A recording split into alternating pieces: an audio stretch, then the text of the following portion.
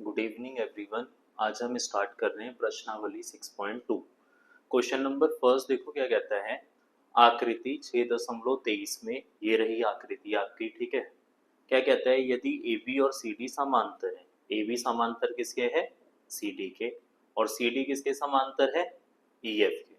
ये समांतर है, वाई और जेड का अनुपात दे रखा है 3:7 है, तो एक्स का मान ज्ञात कीजिए। तो देखो जब हल करोगे तो क्या लिखोगे, हल, ठीक है। क्या लिखोगे, दिया है, क्या दे रखा है, ए बी समांतर है सी डी के, और क्या दिया है, सी डी समांतर है ई एफ के, और y अनुपात जो z है वो कितना है, 3:7 है। ये तो दे रखा है, हमें ज्ञात क्या करना है, ज्ञात करना है, ज्ञात करना है, क्या ज्ञात करना है, x का मान। क्या ज्ञात करना है, x का मान, ठीक है, x, ठीक है। आगे देखो हम क्या कर सकते हैं, हल जब करोगे कैसे लिखोगे आप, ए बी जो है वो किसके समांतर है, सी डी के, और सी डी किसके समांतर है, ई एफ के। तो इससे क्या निकलता है, देखो ए बी सी डी के, सी डी ई एफ के समांतर है, तो ए बी जो है वो समांतर नहीं हो जाएगा ई एफ के, है ना। और जैसे ही ये समांतर हो जाएगा तो यहाँ पर देखो ए बी समांतर ई एफ के, तो ये एक्स और जेड ये तो एकांतर कोण होंगे, तो ये क्या हो जाएंगे, बराबर। एक्स बराबर क्या हो जाएगा, जेड। क्या लिखोगे, अंतः एकांतर कोण। क्या है ये, अंतः एकांतर कोण। ये क्या होते हैं, हमेशा बराबर, अगर लाइन जो है वो क्या होती है, समांतर। उसके बाद आगे देखो, हमें किसमें अनुपात दे रखा था, y अनुपात z दे रखा था, तो हम मान लेते हैं, माना y जो है वो 3 a मान लेता हूं मैं अनुपात में है, और z क्या मान लेता हूं मैं, 7 और a में, ठीक है। अब देखो y और z को अगर y और z में तो कोई रिलेशन है नहीं, कोई संबंध नहीं है, लेकिन x और y को अगर मैं जोड़ दूं, x प्लस वाई जोड़कर कितना आ जाएगा, 180। क्यों, तिर्यक रेखा के एक ही ओर बने कोण है ना, तो क्या लिखोगे, तिर्यक रेखा के एक ही ओर, एक ही ओर बने कोण, एक ही ओर बने कोण, ठीक है।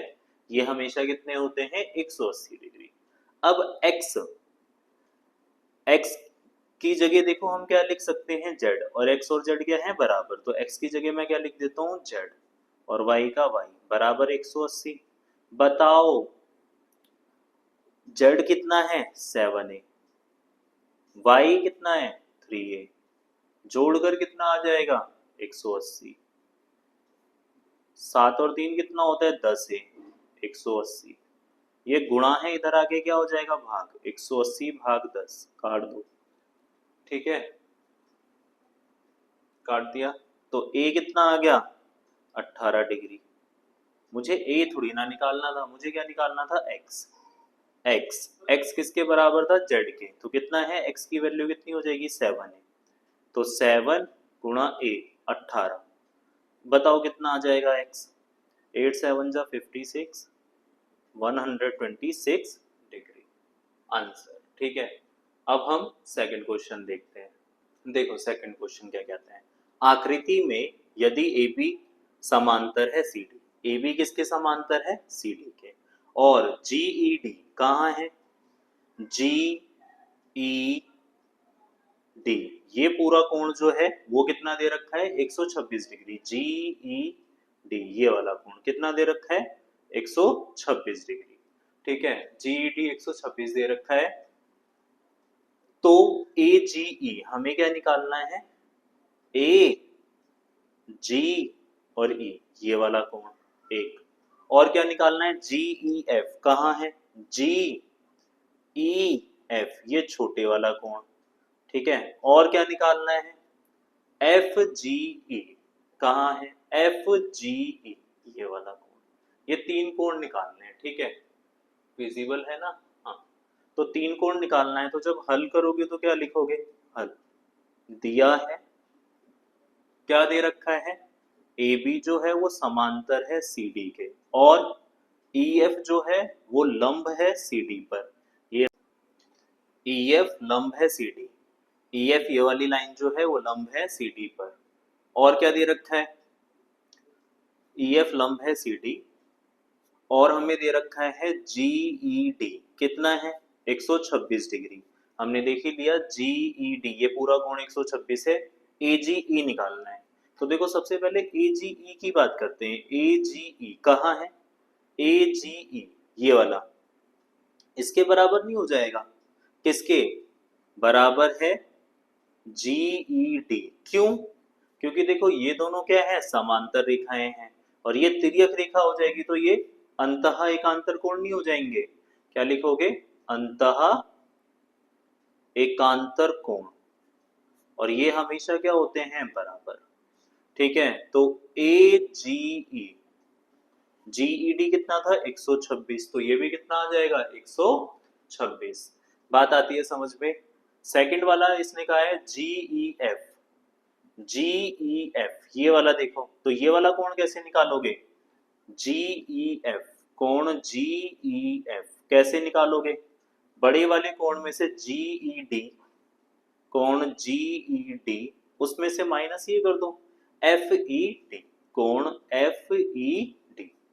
बताओ GED 126 है और ये क्या है, लंब है, तो ये 90 डिग्री नहीं होगा, माइनस 90 डिग्री, कितना आ जाएगा 36 डिग्री। ठीक है, अगला वाला हमें निकालना है FGE। ठीक है, विजिबल है ना, हाँ FGE कहाँ है, FGE ये वाला।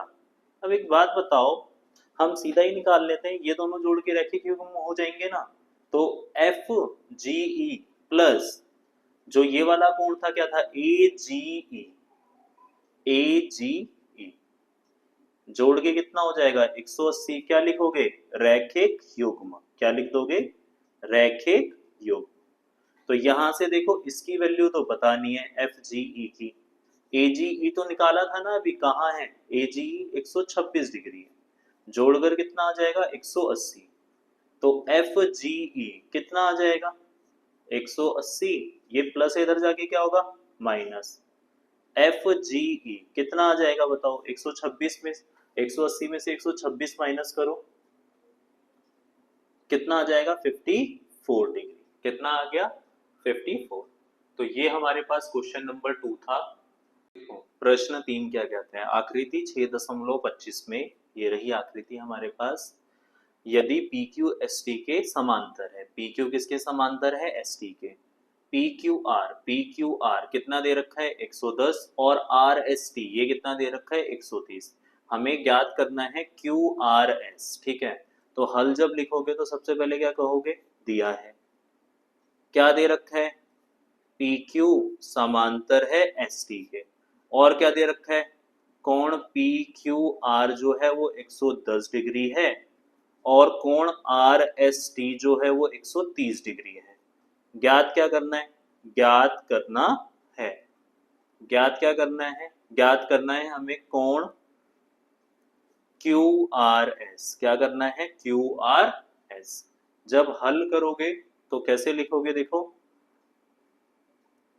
तो हल करने के लिए एक चीज नोट करो, इस कोण में और इस कोण में कोई संबंध नहीं है, इसमें इसमें नहीं है, तो इसके लिए पहले आप करोगे रचना, क्या करोगे, RM जो है वो समांतर खींच लिया ST के, तो यहां पर लिखना रचना RM समांतर ST खींचा, ये हमने खींचा। ठीक है, क्यों खींचा है, क्योंकि देखो इसके बिना काम बनेगा नहीं, क्योंकि इनमें कोई संबंध नहीं आ रहा। अब देखो जैसे ही RM और ST समांतर है तो इन कोणों में तो संबंध है ना, तिर्यक रेखा के और एक ही और बने कोण, इनका मान कितना होता है 180। तो यहीं से हम शुरुआत करेंगे, जब हल करेंगे तो हम लिखेंगे कोण RST ये वाला कोण प्लस कोण SRM। ठीक है, जोड़कर कितना आएगा 180। क्या लिखोगे, तिर्यक रेखा के एक ही ओर बने कोण। ठीक है, उसके बाद RST की वैल्यू, RST कितना दे रखा है 130, एस आर एम ये मुझे पता नहीं है, जोड़कर तो 180 आएगा। एस आर एम निकाल सकते हो, हाँ 180 प्लस है, इधर जाके क्या होगा माइनस। एस आर एम कितना आ जाएगा 50 डिग्री। ठीक है, एस आर एम 50 आ गया। अब ध्यान से देखो हमारे पास जो है प्रश्न ने क्या क्या रखा था, प्रश्न ने क्या रखा था आपको, पी क्यू किसके समांतर है, एस टी के दे रखा है। फिर हमने क्या करा था, आर एम जो है ये भी किसके समांतर है, एस टी के। ये कहाँ से, ये तो दिया है, ये क्या है दिया है। ये कहाँ से है, ये रचना से। कहाँ से है ये, रचना से। अच्छा, तो यहाँ से देखो एस टी पी क्यू के समांतर है और एस टी ही आर एम के समांतर है, तो इसका मतलब क्या है, पी क्यू समांतर आर एम नहीं हो जाएगा। और पी क्यू समांतर अगर आर एम हो गया तो ये वाला कोण और ये वाला कोण पूरा, ये क्या हो जाएंगे दोनों बराबर। क्यों, क्योंकि ये क्या है, ये दो समांतर रेखाएं, ये तिर्यक रेखाएं, उल्टी साइड जो कोण बनते हैं उनको हम क्या बोलते हैं, अंतः एकांतर कोण। तो मैं लिख सकता हूं पी क्यू आर, कोण जो पी क्यू आर है वो किसके बराबर होगा, क्यू आर एम के। किसके बराबर, क्यू आर एम के। अब देखो पी क्यू आर की जो वैल्यू है ये तो आपके पास है 110 डिग्री। कितनी है, 110। कितनी है ये, काट के ठीक कर दो, 110 डिग्री। कितनी है, 110 डिग्री। अच्छा, उसके बाद देखो इसमें दो कोण आ रहे हैं, क्यू आर एस आ रहा है एक तो क्यू आर एम में, क्यू आर एस जो आपको निकालना है, और दूसरा कोण आ रहा है एस आर एम, कोण एस आर एम।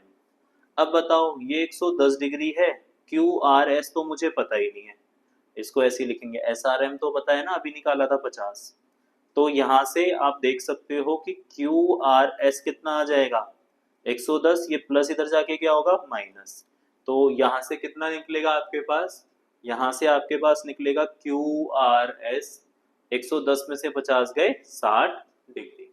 ठीक है, नेक्स्ट क्वेश्चन पर पढ़ते हैं हम, क्वेश्चन नंबर 4। देखो क्या कहता है क्वेश्चन नंबर 4। क्वेश्चन नंबर 4 आपको कहता है आकृति विजिबल है ना, हाँ ठीक है। क्वेश्चन नंबर 4 क्या कहता है आपको, आकृति 6.26 में, ये रही हमारे पास आकृति 6.26, ए बी सी डी के समांतर है। ए बी किसके समांतर है, सी डी के। ए पी क्यू ये वाला कोण 50 डिग्री है। पी आर डी ये वाला कोण 127 डिग्री है। तो हमें एक्स और वाई निकालना है, एक्स और वाई निकालना है। तो देखो यहां से जब हल करोगे तो सबसे पहले तो क्या लिखोगे, दिया है। ठीक है, दिया है, क्या दे रखा है, ए बी जो है वो समांतर है सी डी के, और क्या दे रखा है, ए पी क्यू जो है वो कितना दे रखा है 50 डिग्री, और पी आर डी जो है वो कितना है 127 डिग्री। ठीक है, अब यहां से देखो ये दोनों लाइनें समांतर है तो ये तिर्यक रेखा नहीं हो जाएगी, तो इसको और इसको जोड़ेंगे तो कितना आ जाएगा, बराबर आएंगे ना ये दोनों, ये पूरा कोण और ये बराबर होंगे। क्यों, क्योंकि ये क्या है अंतः एकांतर कोण। तो मैं लिख सकता हूं 50 प्लस वाई जोड़कर आ जाएगा 127 डिग्री। क्या लिखेंगे हम, ये क्या है अंतः एकांतर कोण। क्या है ये, अंतः एकांतर कोण। उसके बाद y की वैल्यू निकालो, 127 प्लस है इधर जाके क्या होगा माइनस, कितना आ जाएगा 77 डिग्री। ये हमारे पास y आ गया। अब यहां से एक चीज नोट करो, छोटी क्लासों में आप क्या पढ़ते थे कि जो बाहर वाला कोण होता है ये दो अंतः सम्मुख कोणों के बराबर होता है। यानी कहने का मतलब क्या है, त्रिभुज का जो बाह्य कोण है अंतः दो सम्मुख कोणों के योग के बराबर होता है। तो मैं क्या लिख सकता हूं, त्रिभुज पी क्यू आर में, त्रिभुज पी क्यू आर में क्या होगा, इन दोनों को जोड़कर हम क्या लिख सकते हैं, x प्लस वाई जोड़कर लिख सकते हैं 127 डिग्री। क्या लिखोगे, सिंपल सा है, आप लिख सकते हो इसको बाह्य कोण का योग, बाह्य कोण का योग, बाह्य कोण का योग दो अंतः सम्मुख कोणों के बराबर होता है, अंतः सम्मुख कोणों के बराबर होता है, बराबर होता है। और क्या लिख सकते हो देखो, तो यहां से x तो मुझे पता नहीं है, y कितना है 77, 127, x की वैल्यू 127 प्लस है इधर जाके क्या होगा माइनस। तो यहां से x कितना आ जाएगा 50 डिग्री। क्या दूसरा तरीका भी है इसको करने का? हाँ, और एक और तरीका है यहाँ पर। देखो ये दोनों समांतर है तो ये तिर्यक रेखा नहीं हो जाएगी, तो x किसके बराबर हो जाएगा? x बराबर हो जाएगा 50 के। क्या लिखोगे? अंतः एकांतर कोण, अंतः एकांतर कोण, और ये क्या होते हैं? बराबर। ठीक है, तो दो तरीके हैं इसमें यहाँ x निकालने का, तो जो जिसको समझ में आए आप वो कर सकते हो। ठीक है, देखो लास्ट वाला क्वेश्चन क्या कहता है, क्वेश्चन नंबर 5। देखो प्रश्न 5 क्या कहता है, आकृति 6.27 में, ये रही आकृति हमारे पास 6.27। क्या कहता है? PQ और RS दर्पण है, ये PQ है और ये RS है, ये दर्पण है। दर्पण का मतलब शीशे हैं जो एक दूसरे के समांतर रखे गए हैं। क्या रखे गए हैं? ये एक दूसरे के समांतर आमने सामने रखे गए हैं। एक आपतन किरण AB, ये आपतन किरण आती है AB, दर्पण PQ से, AB जो है PQ से B पर टकराती है और परावर्तित किरण पथ BC से चलकर, परावर्तित किरण है BC से, इस तरीके से ये चल रही है। चलने के बाद कहां पर आती है? RS दर्पण को C पर काटती है या टकराती है। ठीक है, पुनः CD जो है ये अनुदिश परावर्तित हो जाती है। सिद्ध कीजिए कि AB जो है ये समांतर है किसके? CD के। हमें ये सिद्ध करना है। ठीक है, अच्छा सिद्ध करने के लिए देखो हमें ये तो पता है कि पढ़ा होगा ना 8th क्लास में, क्या पढ़ा है कि आपतन कोण और परावर्तन कोण क्या होते हैं? हमेशा बराबर, लेकिन बीच में तो अभिलंब होता है ना? तो अभिलंब होता है तो यहाँ अभिलंब खींचो। ये मैं मान लेता हूं BE है और ये CF है। क्या है ये? CF। तो जब हल करोगे तो सबसे पहले तो हम लिखेंगे दिया है, दिया है क्या दे रखा है? PQ तथा RS दर्पण है। क्या है ये? दर्पण है। ठीक है, AB आपतित किरण है, आपतित किरण है, तथा ठीक है BC तथा CD जो है परावर्तित, परावर्तित किरण है। ठीक है, किरण है। रचना क्या करोगे? रचना हमें अभिलंब खींचना पड़ेगा, तो मैं कह सकता हूं BE जो है वो लंब है PQ पर। ठीक है, और CF जो है वो लंब है RS पर। ठीक है, अब देखो हल करो, हल। तो हमारे पास देखो ये कोणों के मैं नाम लिख लूं, इसको 1 लिख देता हूं, इसको 2 लिख देता हूं, इसको 3 लिख देता हूं और इसको 4। ठीक, तो कोण 1 बराबर किसके हो जाएगा? कोण 2 के। पढ़ा था ना आपतन कोण, आपतन कोण जो होता है कोण I होता है और परावर्तन कोण जो होता है कोण R होता है, ये बराबर होता है। ये देखो ये किरण जा रही है ना आपतित, ये परावर्तित किरण है, तो बीच में क्या आ गया? अभिलंब। तो आपतन कोण परावर्तन कोण के हमेशा बराबर होता है, ये परावर्तन का नियम है। ठीक है, तो ये हमारे पास बराबर हो जाएंगे। इसको क्या मान लूंगा मैं? 1। फिर देखो सेम कोण 3 जो है, कोण 3 जो है वो 4 के बराबर नहीं होगा। कोण 3 बराबर क्या होगा? कोण 4। फिर वही कोण I जो है वो किसके बराबर होता है? कोण R के। ठीक है, ये हो गया, इसको मैं मान लूंगा 2। अब एक बात नोट करो, PQ और RS क्या है? समांतर। PQ समांतर दे रखा है ना RS के, और अगर इस पर हम लंब खींचते हैं दो रेखाएं तो वो भी आपस में क्या होती है? समांतर। तो देखो ये दोनों समांतर है, इस पे 90 डिग्री बनाओ, इस पर 90 डिग्री बनाओ, तो ये आपस में क्या हो जाएंगी?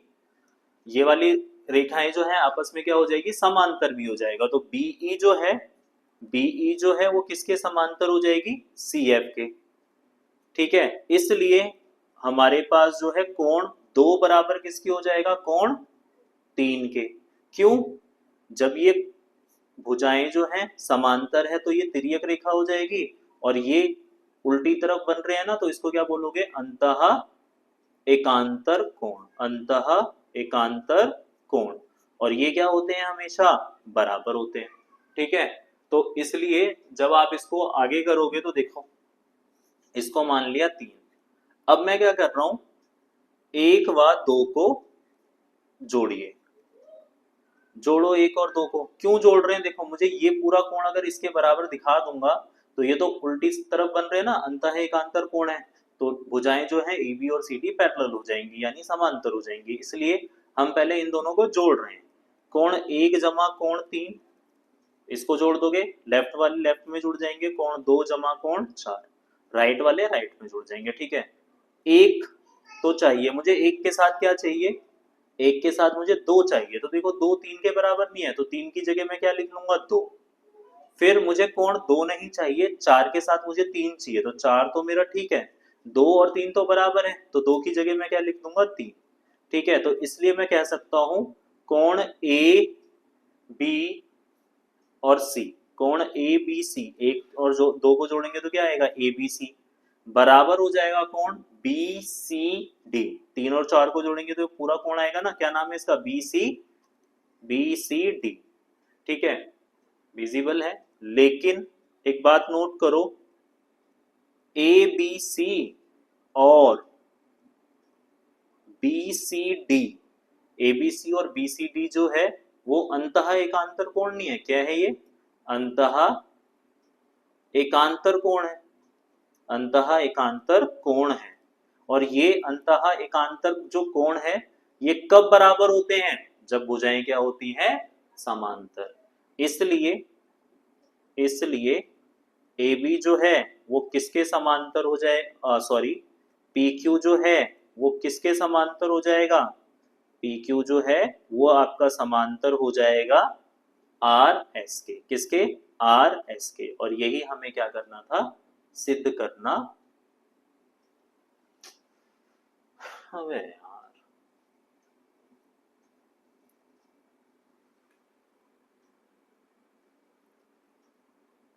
अंतः एकांतर कोण है, इसलिए मैं कह सकता हूं ना, अगर ये अंतः एकांतर कोण है तो ए बी किसके समांतर हो जाएगा, ए बी समांतर हो जाएगा सी डी के। ठीक है, अतः सिद्ध हुआ। और इसी के साथ हमारा जो है ये चैप्टर 6 समाप्त होता है। ठीक है, मिलते हैं नेक्स्ट वीडियो में। Thank you for watching.